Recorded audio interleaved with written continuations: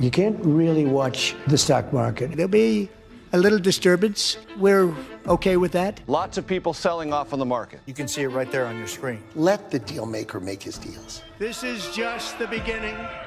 What's up, Graham? It's Guys here, and all hell is officially broken loose. For those unaware, we have just witnessed the largest single-day stock market point drop ever in history, all because of a term that sends chills down every investor's spine. Reciprocal tariffs. That's right, without exaggeration, tariffs are now the highest they have ever been since the early 1800s, and beginning today, they are single-handedly changing the entire landscape of our economy, from the value of the US dollar, potential trade wars, and a worldwide fallout. In fact, the situation has gotten so bad that some headlines are drawing eerily similar comparisons to that of the 1929 Great Depression. So with nearly everything significantly falling, with the exception of Warren Buffett's cash pile, let's discuss exactly what's happening, what this means for you, the impact this is about to have on pretty much everything, and then finally, how you could use this information to profit. Because I'm not gonna lie, this might wind up being a very difficult next few months, and the more you could understand exactly what to expect and how to prepare, the better. But before we start, as usual, if you appreciate the last-minute breaking news videos like this, it would mean the world to me if you slapped a tariff on the like button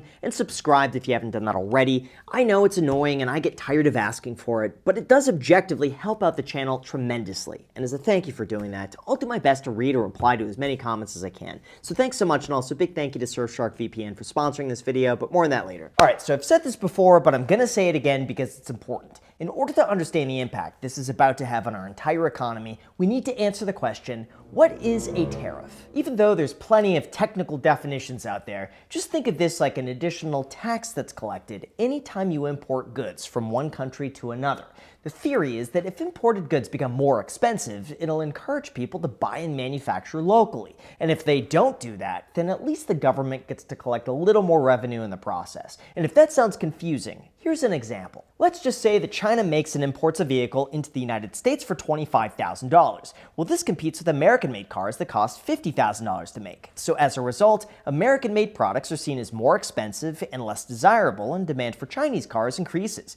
However, in an effort to level the playing field, a 100% tariff is placed on cars from China, and all of a sudden, both items now cost the exact same when sold in the US, thereby increasing revenues for the government, driving more demand for locally made goods, and making American products slightly more appealing. Now, in terms of who pays this tariff, despite what you might think, it's not paid for by the other country, but instead by the person or the company who imports that item to the United States. So if Ford brings in parts from out of the country while making their F-150, Ford is the company responsible for paying the additional tax, and not the country who makes the item. And this could result in nearly every single item that you use on an everyday basis going up significantly in price. Like, without exaggeration, you could apply this towards any import, like clothing, batteries, housing materials, cars, and electronics, and all of a sudden, this additional cost has to come from somewhere. So why is this likely to result in a trade war? Well, like I said, the thought process is that tariffs can be beneficial in four main ways. First, they protect US companies from foreign competition. In this case, if imported goods become more expensive, then local companies have a chance to compete with their own products. This leads to, number two, increased job growth. When local companies are able to compete, they're likely to hire more workers and sustain a higher employment rate. That leads to, number three, higher government revenue. The more jobs hired locally, the more revenue the government can collect in taxes. And even if more jobs aren't created, the government is still collecting additional revenue coming in from the tariffs, which could then result in, number four, favorable trade negotiations. Perhaps other countries don't want tariffs on their products because that's going to hurt their own economy, so they negotiate to buy more American-made products, resulting in a fair global trade around the entire world. Although in terms of how we came up with these tariffs, here's where things get interesting. For the last 50 years, the United States has been in what's called a trade deficit, where we buy more from other countries than they buy from us. Why? Well, frankly, other countries are able to make goods and services for a lot cheaper than we can manufacture here, and this could result in the detriment of our own workforce in the United States who can't keep up, as well as the value of the US dollar, which constantly gets spent overseas. So in a way, tariffs were put in place on Liberation Day to level the playing field. Now, in terms of how these tariffs were calculated, It's a bit confusing and there doesn't seem to be a direct science to this, but it does seem to be pegged to the amount that other countries impose on the United States. However, there is a very big risk to this strategy because, as we're starting to see, other countries are beginning to fight back with reciprocal tariffs. In this case, China went on record to urge the United States to immediately lift tariffs, otherwise they vow retaliation. Canada said that if we tariff them, they're going to tariff us, which is going to result in us tariffing them even more, and them tariffing us even more. Europe is preparing for countermeasures to take place, and we're basically finding ourselves in a very volatile, scary game of chicken to see which company blinks first and who gives in to the United States' demands. After all, realistically, tariffs just result in, number one, higher prices for everyone, especially because most of the companies just pass on the additional cost to the consumer without any guarantee of benefiting the United States. Second, a trade war becomes more and more likely, resulting in a stalemate that just hurts everybody. And that leads to 3, less economic growth as people cut back and buy less, which is what we're starting to see. As it stands now, economic uncertainty just spiked to levels never seen before on the index. US companies cut 275,000 jobs in March, marking the highest number of layoffs since May of 2020, and April 3rd was the worst day in the stock market since June of 2020. This is partially why Trump said that he's open to trade negotiations and is urging other countries to lower their tariffs on us before shit hits the fan. Although in terms of what this means for the future, you're going to want to hear this. Although before we go into that, I'm going to be honest, it's truly astonishing the lengths people go through to protect their investments. I'm talking about setting up LLCs, creating complex passwords to protect their accounts, or getting home or auto insurance for peace of mind. Yet, most people fail to invest any time whatsoever into safeguarding something that's arguably more impactful and more likely to be compromised, their data. In fact, one of the easiest ways that you could protect yourself is by using a VPN, like our sponsor, Surfshark. For those unaware, Surfshark VPN works by encrypting your online data to help secure your personal information, mask your IP address, and help prevent hackers from identifying your city, country, and download history. Or basically, a VPN could swap the real location of your device with a new one, giving you the ability to virtually travel anywhere around the globe. As an example of this, I recently visited Japan, and I was able to turn my location back to the United States so that everything would work as normal. Or you could also do this in reverse. Like, did you know that you could watch the entire Harry Potter series on Netflix in the United Kingdom? Just switch your location and you're good to go. In addition to that, Surfshark's Clean Web feature also blocks ads, trackers, malware, and phishing attempts, allowing you to surf the web safely. Plus, they don't track, store, or monitor what you do online, so there's no connection or activity logs, and you could rest assured that your activity is truly private. So if you're interested in protecting yourself, visit surfshark.com/Graham and use the code Graham at checkout to get an extra 4 months for free. There's also a 30-day money-back guarantee, so you could try it out risk-free to see what you think. Again, the link is down below in the description with the code Graham to get an extra 4 months for free. Enjoy. Thank you so much. Now let's get back to the video. Alright, so in terms of where we stand, let's talk about tariffs gone wrong. See, here's the thing. Tariffs aren't this new concept. They've been around for hundreds of years. They are used on a regular basis, and in specific situations, they make very little difference to the economy whatsoever. But when implemented on a broad scale, as history shows us, things could get very bad very quickly. And when it comes to this, let's take a look at the early 1800s, because believe it or not, they had similar tariffs as we have today. Back then, tariffs were implemented to protect US industrial products against competition from foreign imports, and tariffs were increased all the way to 49%. In this case, US manufacturing certainly benefited, but the agriculture industry did not. Over time, this resulted in the reduction of tariffs when individual states argued that they were unconstitutional. And all of this laid the groundwork for the Civil War. After that, we had another round of tariffs in 1930 known as the Smoot-Hawley Tariff Act. At this point, the United States was in a very tough position of being in the middle of the Great Depression, with unemployment being very high and businesses were struggling. So as a way to help boost the economy, tariffs were placed on foreign goods to make American businesses stronger and prevent foreign competition from ruining the lives of everyday Americans. But instead, The opposite happened. Instead of American products booming, other countries got upset and raised their taxes on US products. That caused a lot of local companies to sell less, they scaled back, and many of them went under. On top of that, world trade diminished because many other countries refused to do business with anyone outside of their own border, making the global economy a lot worse off. This meant that people wound up paying significantly more for the exact same items than they did before, and 100 years later, the Smoot-Hawley Act was actually credited as making the Great Depression worse. Yet here we are in 2025 implementing tariffs once again higher than we saw during the Great Depression and at levels we've not last seen since 1828.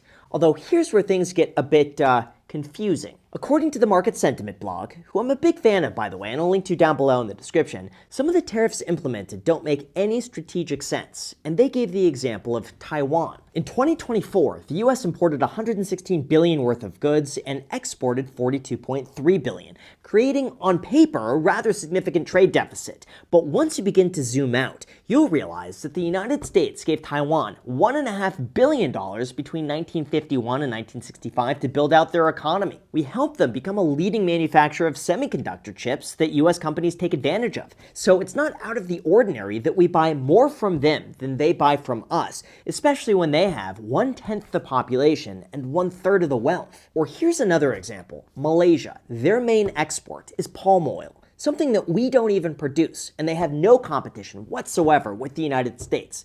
Yet here we are with a tariff against them. So historically, why haven't tariffs worked? Look, I really want to give full credit to the Market Sentiment blog for this example because they really said it best. Think of it like this. Mexico makes a hammer for $2 and sells it in the US for $4. If you made the same hammer in the US, it'll cost $6. So no hammers are made. In response to that, the US puts a 300% tariff on hammers, so Mexican hammers now cost $8. This allows the United States to compete and sell its own hammer for $8, thereby making a profit. But now, the US consumer pays $8 for a hammer instead of $4. Now sure, people could certainly argue that in that case, United States companies are now able to make a $2 profit and hire domestic labor that otherwise wouldn't have existed, but the extra cost has to come from somewhere, and usually that's at the expense of everyday items costing more and the market falling to compensate. To make matters worse, so far the money collected from tariffs has only helped offset a very, very small amount of our national debt. For example, in 2022, they generated $80 billion for the US government, which was just 2% of all US revenue, enough to keep the government going for just 15 days. That's it. It's also said that personal income taxes in the US raised more than 27 times as much revenue as tariffs in 2021. This pretty much suggests that it'll be impossible to run the US government on tariffs alone. In fact, it said that a tariff hike of 69.9% in the level of imports for 2023 seems like it could fully replace individual income tax revenues, but that's not considering any of the fallout of mass layoffs, reduced spending, and less investment, which feasibly makes it a losing proposition no matter how you look at it. Separate from that, we also just have to acknowledge that other countries sometimes just have the ability to produce items better and more efficiently than we can in the United States. It's why Mexico exports avocados thanks to their soil and climate than, let's say, Finland, where it's too cold. The same applies to coffee beans. There's a reason why the majority of coffee is produced throughout the equator versus Antarctica. It's for these reasons that for a variety of exports, it makes sense to create what you have an abundance for, and unfortunately, a trade war really discourages that. That's why I think tariffs can be useful in limited niche situations for protecting certain US products and services, but on a broad scale, everything historically suggests that they're a bad idea, they wind up raising prices and having a negative impact on all income groups, and it's best to just allow the market to do its thing. After all, most likely, this is going to have the biggest impact on the lowest income bracket, costing them 5.5% of their disposable income. However, even with all of that said, there is something to be argued about using tariffs as a negotiation tactic for more favorable trade deals around the entire world, knowing that other countries have more to lose than we do. Sure, I see many people comparing this to bullying smaller countries who don't have the size or wealth to compete with us, but I would like to think that this is all part of a plan to negotiate more favorable terms, and as long as this doesn't go on for too long, then it might be effective. But then again, if the rest of the world bands together and refuses to back down, this could get very ugly very quickly. This is why the S&P 500 dropped almost 5% in a single day. It's why people were panicking at the thought that an entire year's investments growth are gone in a matter of 8 hours. And in terms of my thoughts on this and what you could do about it, here's what I think. When it comes to tariffs, it's largely outside of your control. There's not much you could do about it, and there's no sense wasting mental energy thinking about what might or might not happen. Instead, you get a much higher ROI simply by living below your means, making sure you keep a consistent income, and having a long-term approach to investing. From an investment standpoint, the stock market's best days often happen in a bear market, when prices are down the most, and this usually happens after the worst days. This is why I'm not trying to time the markets, but instead I'm using it as an opportunity to buy in a little bit cheaper, because as long as I'm not planning to sell anything that I have for another 10 or 20 years, anything that happens in between now and then really makes no difference whatsoever. Honestly, as much as it sucks to be down a ton of money, it's just par for the course. Like, this is normal investing. When you look back over the last few decades, this happens on a consistent basis. And that's why, for me, I'm not really panicking. Yes, I know all of this is boringly simple, but study after study shows that if you miss the best 10 days in the market, your return drops substantially. This is the single reason why the average person is such a horrible investor, underperforming just about everything. Like, even a dead person has much higher returns because they don't get emotional about their investments, since they're dead. Anyway, that's what I'm doing. I bought more yesterday, I bought more today, and I'll continue no matter what, smashing the like button and subscribing if you haven't done that already. And if there's anything I missed, by the way, or anything you want to add, comment down below, and I will do my best to read and reply to as many comments as I can. Oh, and lastly, some colleagues of mine are working on a free budgeting software that's meant to replace the likes of Mint.com. So if that sounds interesting to you and you want to be a beta user of it, I'll link to it down below in the description so that when it launches, you can be one of the first people to try it out and share your feedback. So that's it. Thank you so much, and until next time.